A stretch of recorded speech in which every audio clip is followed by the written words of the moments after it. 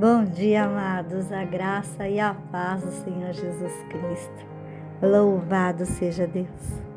Eu os convido a meditar comigo na palavra de Deus, que está registrado no livro de Lucas, no capítulo 8, do versículo 22 ao 25. Está escrito: Certo dia Jesus disse aos seus discípulos: Vamos para o outro lado do mar. Assim, entraram num barco e partiram. Durante a travessia, Jesus caiu no sono. Logo, porém, veio sobre o mar uma forte tempestade. O barco começou a se encher de água, colocando-os em grande perigo. Os discípulos foram acordá-lo, clamando: Mestre, mestre, vamos morrer!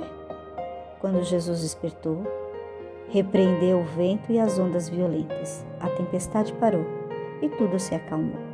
Então ele lhes perguntou: Onde está a sua fé? Admirados e temerosos, os discípulos diziam entre si: Quem é este homem? Quando ele ordena, até os ventos e o mar lhe obedecem. Até aqui. Amém. Jesus convidou seus discípulos para irem para o outro lado do mar.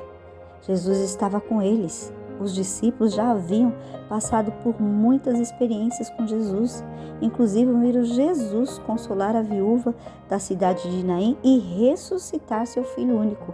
Curou o escravo do oficial romano, entre outros milagres.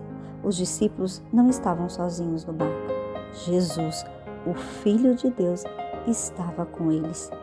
Mas apesar de terem vivido grandes e poderosos milagres, apesar de Jesus estar no seu barco, essas experiências não foram suficientes para eles colocarem sua fé em ação.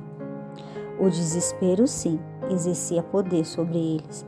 O medo, a angústia, a preocupação eram absolutos dentro do seu coração em pavor. Mas Jesus estava no barco. Eles criam em Jesus, viram os milagres, se alegraram com Jesus e o seguiam. Mas na hora em que a adversidade chegou, faltou fé, confiança e a incerteza se apoderou daqueles homens, mesmo Jesus estando no barco. Eles não acordaram com louvor, com adoração, com oração, nem com palavras de confiança, mas sim com uma sentença de morte. Mestre, mestre, vamos morrer. Não era a hora e nem o momento da morte. Era apenas um vento forte, era apenas um mar revolto, provando a fé daqueles homens. Mas Jesus estava no barco. E quando Jesus está no barco, ao buscarmos a sua presença e andando em comunhão com Ele, o vento se cala e o mar se aquieta, pois aquele que tem todo o poder e autoridade está no barco dos que o buscam, obedecem e o amam.